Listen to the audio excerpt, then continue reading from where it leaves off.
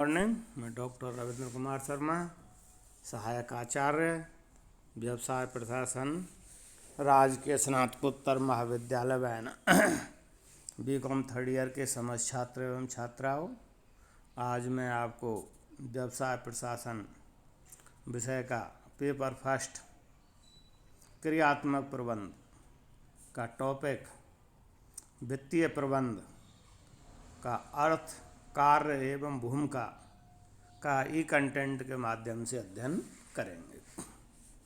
सर्वप्रथम हम देखते हैं इसका वित्तीय प्रबंध का अर्थ एवं परिभाषा। वित्तीय प्रबंध व्यावसाय प्रबंध की वह शाखा है जिसके द्वारा किसी व्यवसाय के कोषों के स्रोतों, कोषों के आवंटन तथा नियंत्रण का अध्ययन किया जाता है। सामान्य रूप में अगर हम इसको देखें, वित्त व्यवसाय का जीवन रक्त है। इसका संस्था के प्रत्येक अंग में नियमित एवं नियंत्रित प्रभाव बनाए रखना अनिवार्य है। वित्त रूपी जीवन रक्त के बिना व्यवसाय के किसी भी कार्य का, चाहे वह उत्पादन का कार्य हो या विपणन का, सफल संचालन करना कठिन ही नहीं, असंभव भी होगा। व्यवसाय को जीवित रखने के लिए ही नहीं, व्यवसाय के निरंतर विकास एवं विस्तार के लिए भी वित्त एक आवश्यक तत्व है। व्हीलन ने कहा है वित्त संपूर्ण व्यावसायिक क्रियाओं को जोड़ने वाला चमकीला धागा है। यह विपणन, उत्पादन, क्रय तथा सेवा वर्गीय प्रबंध संबंधी क्रियाओं को प्रभावित एवं सीमित करता है। वित्तीय प्रबंध की परिभाषा मैसी के शब्दों में, वित्तीय प्रबंध व्यवसाय की वह परिचालन प्रक्रिया है जो प्रभावकारी संचालन के लिए आवश्यक कोषों को प्राप्त करने तथा प्रभावकारी उपयोग करने के लिए उत्तरदायी है। दूसरी परिभाषा ब्रैडले ने दी है। उनके मतानुसार वित्तीय प्रबंध व्यावसायिक प्रबंध का वह क्षेत्र है जो पूंजी के विवेकपूर्ण उपयोग तथा पूंजी स्रोतों का सतर्कतापूर्वक चयन करने से संबंधित है, जिससे खर्च करने वाली इकाई अपने लक्ष्य की पूर्ति में आगे बढ़ सके। इस तरह से वित्तीय प्रबंध का अर्थ स्पष्ट होता है कि वित्तीय प्रबंध व्यवसाय प्रबंध का वह भाग है जो किसी संस्था के कोषों के स्रोतों के निर्धारण एवं कोषों के आवंटन या उपयोग से संबंधित है, जिसके अंतर्गत संस्था के कोषों का नियोजन, आवंटन, नियंत्रण तथा समन्वय किया जाता है ताकि संस्था को न्यूनतम लागत पर निरंतर आवश्यकता अनुसार कोष उपलब्ध हो सके तथा अधिकतम लाभदायी कार्यों में विनियोग किया जा सके। इसके पश्चात इसका वित्तीय प्रबंध का क्षेत्र या कार्य, इसको और फंक्शंस ऑफ फाइनेंशियल मैनेजमेंट। वैसे देखें तो वित्तीय प्रबंध का क्षेत्र अत्यंत विस्तृत है। इसके क्षेत्र में अनेक प्रकार के कार्य सम्मिलित हैं।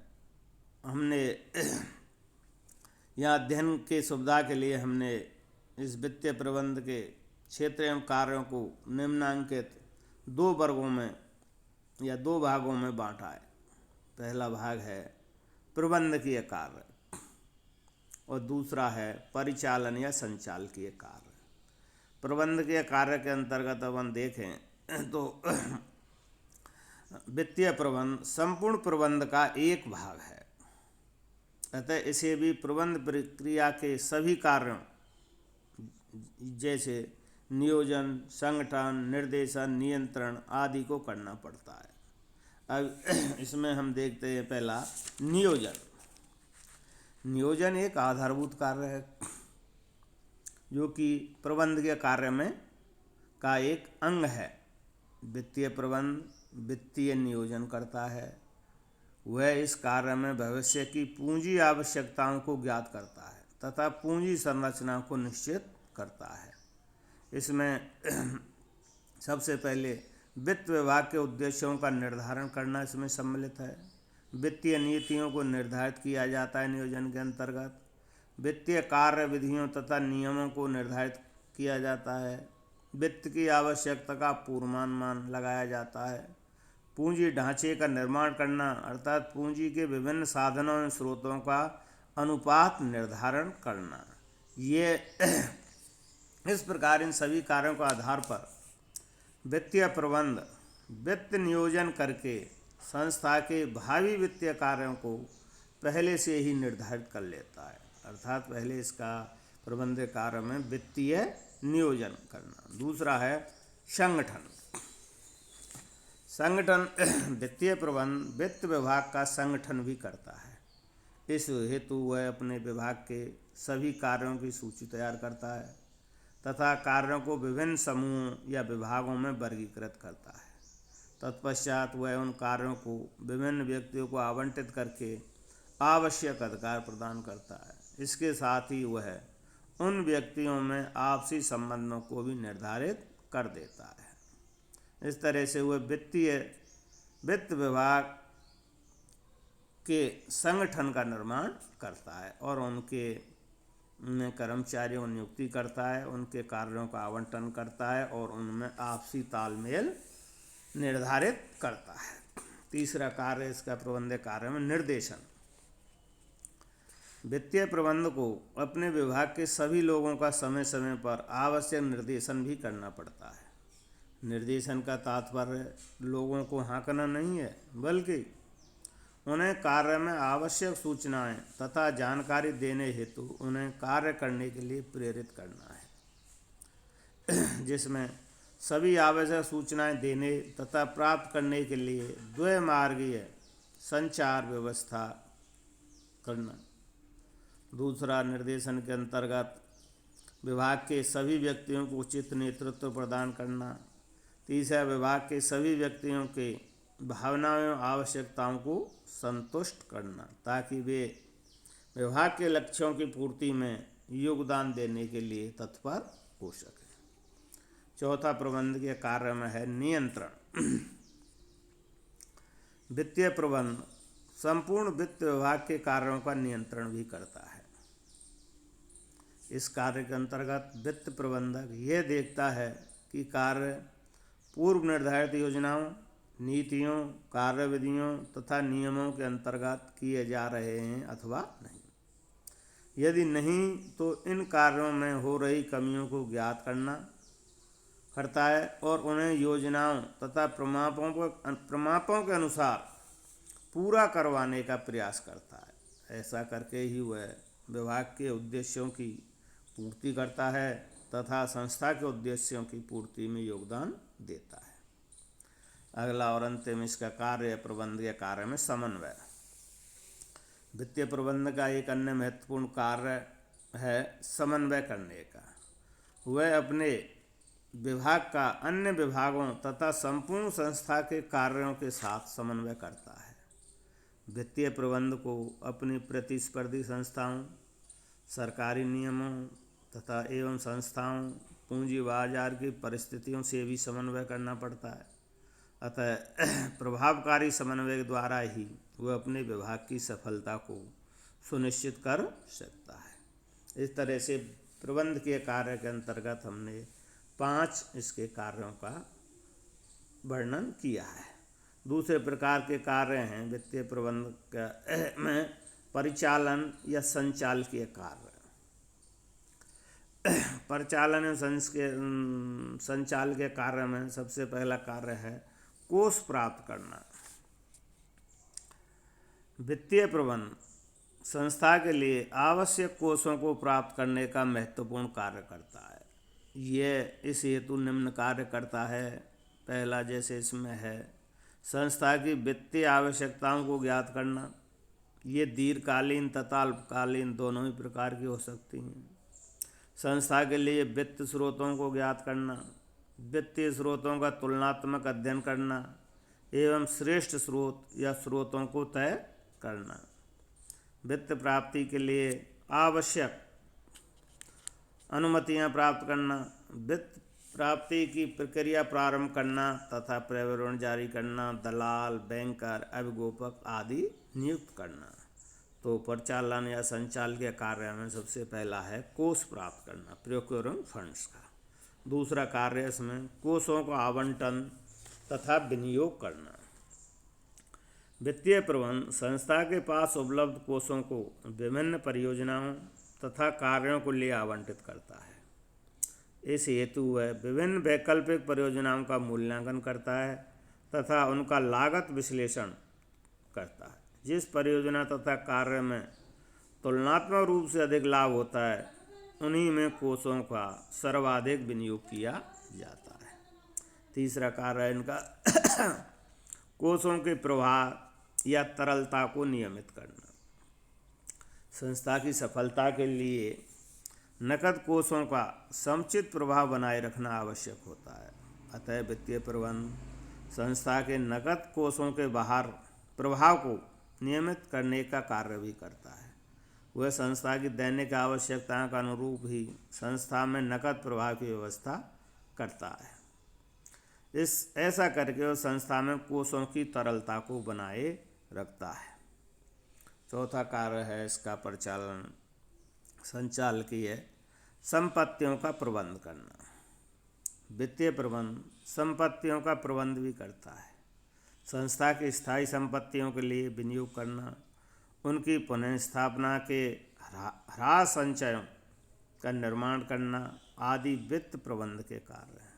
इसके अंतर्गत चल संपत्तियों खरीदना तथा उनकी समुचित व्यवस्था करना भी वित्त प्रबंधक का कार्य है। और अगला इसमें पांचवा कार्य है वित्तीय विवरण को तैयार करना। वित्तीय प्रबंध संस्था के सामयिक वित्तीय विवरण भी तैयार करता है। सामान्यतः वार्षिक आधार पर तो सभी संस्थाओं में वित्तीय विवरण तैयार किए जाते हैं, क्योंकि ऐसा करना कानूनी रूप से अनिवार्य होता है। किंतु कुछ संस्थाओं मासिक, तिमाही तथा अर्धवार्षिक विवरण भी तैयार किए जाते हैं, जिससे इन विवरणों की सहायता से संस्था की आर्थिक स्थिति को ज्ञात करना आसान हो जाता है। अगला संचालकीय कार्य में है लाभों का विनियोजन करना। संस्था के वित्तीय विवरणों से संस्था के लाभों का ज्ञान हो जाता है। लाभों के ज्ञात होने पर इनका विनियोजन किया जाता है, अर्थात लाभों को विभिन्न उद्देश्यों के लिए आवंटित किया जाता है। वित्त प्रबंधक संस्था के लाभों को विभिन्न उद्देश्यों के लिए विनियोजित करता है, जैसे ह्रास कोष के लिए, लाभांश के लिए, संचय कोष के लिए, विकास कोष के लिए, कर्मचारियों के बोनस के लिए आदि सम्मिलित है। अगला कार्य है इसका सातवां लाभांश निर्णय में सहयोग देना। वित्तीय प्रबंध संस्था के उच्च प्रबंधकों तथा संचालक मंडल को लाभांश संबंधी निर्णय लेने में सहयोग देता है। वित्तीय प्रबंध संस्था की लाभांश नीति के निर्धारण में योगदान देता है। वह संस्था की वित्तीय स्थिति को देखते हुए लाभांश घोषित करने या ना करने की सलाह भी संचालक मंडल को देता है। अगला इसका कार्य आठवां वित्तीय कार्यकुशलता का मूल्यांकन करना। वित्तीय प्रबंध का एक महत्वपूर्ण कार्य संस्था की वित्तीय कार्यकुशलता का मूल्यांकन करना भी है। इस हेतु वह संस्था के वित्तीय आंकड़ों का विश्लेषण करता है, जैसे अनुपात विश्लेषण, कोष प्रवाह विश्लेषण, fund flow analysis, cost benefit analysis अर्थात लागत लाभ विश्लेषण, ट्रेंड एनालिसिस आदि वित्तीय सांख्यिकी विधियों का उपयोग भी करता है। अगला इसका है कार्य नौवां वैधानिक औपचारिकताओं की पूर्ति करना। वित्तीय प्रबंध को कुछ वैधानिक आवश्यकताओं की पूर्ति भी करनी पड़ती है। आयकर विवरणी, बिक्री कर विवरणी, उत्पादन शुल्क, आयात निर्यात शुल्क विवरणी तैयार करना एवं प्रस्तुत करना वित्त प्रबंधक का कार्य है। इसके अतिरिक्त इसे कंपनी अधिनियम, आयकर अधिनियम, श्रम संनियमों के अंतर्गत अपने विविध वैधानिक कर्तव्यों को पूरा करना पड़ता है। और अगला इसका कार्य है पूंजी बाजार पर निगाह रखना। पूंजी बाजार कोषों की उपलब्धता का स्रोत है, अतः प्रत्येक संस्था के वित्तीय प्रबंध को पूंजी बाजार पर निगाह रखनी पड़ती है। अल्पकालीन, दीर्घकालीन तथा मांग पर देय ऋणों की ब्याज दरों, मुद्रा की विनिमय दरों, कंपनी के अंशों के मूल्य स्तर, स्कंद विनिमय केंद्रों के निर्देशांक अर्थात इंडेक्स आदि पर निरंतर ध्यान रखना और उसका विश्लेषण करना एवं संस्था पर उसके प्रभावों का आकलन करना प्रत्येक संस्था के वित्तीय प्रबंध का दायित्व है। और अगला है इसमें अभिलेख तैयार करना तथा रखना।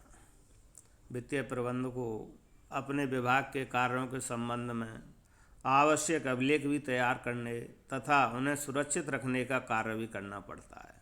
आजकल कंप्यूटरों की मदद से ये काम आसानी से पूरा कर लिया जाता है। और इसका अंतिम कार्य है व्यावसायिक संयोजनों का अध्ययन करना। आधुनिक व्यावसायिक जगत में दिन प्रतिदिन अनेक व्यावसायिक संयोजन हो रहे हैं। व्यावसायिक संस्थाओं के अधिग्रहण, टेक ओवर, सम्मिश्रण एवं संविलियन, मर्जर एंड एमलगमेशन, पुनर्गठन, रीऑर्गेनाइजेशन आदि की सूचनाएं प्रतिदिन आती ही रहती हैं। वित्तीय प्रबंध को इन सब का विशेषकर अपने ही उद्योग से होने वाली ऐसी गतिविधियों का अध्ययन करते रहना चाहिए। इससे भविष्य में कभी संयोजन का अवसर मिले तो उसका लाभ उठाया जा सकता है। इस तरह से हमने आपको वित्तीय प्रबंध का कार्य या क्षेत्र में दो प्रकार के कार्य या क्षेत्र बताए हैं, प्रबंधकीय कार्य और दूसरे हैं परिचालन तथा संचालकीय कार्य। तो आज के लिए इस टॉपिक में इतना ही पढ़ाया जा रहा है। धन्यवाद।